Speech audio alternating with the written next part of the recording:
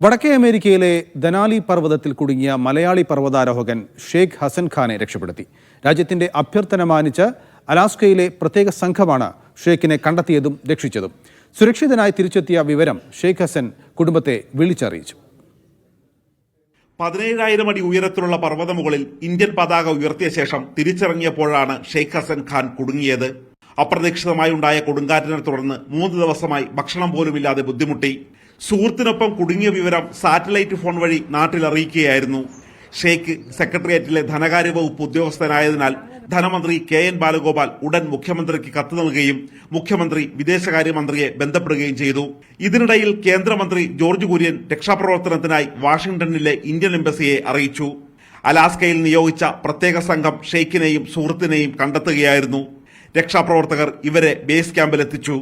ദനാലിയിൽ ഷെയ്ഖ് ഹസന്റെ രണ്ടാമത്തെ യാത്രയാണിത്. എല്ലാ ഭൂഖണ്ഡങ്ങളിലെയും ഏറ്റവും ഉയർന്ന പർവ്വതങ്ങൾ കീഴടക്കിയ മലയാളി എന്ന നേട്ടത്തിനുടമ കൂടിയാണ് ഇദ്ദേഹം.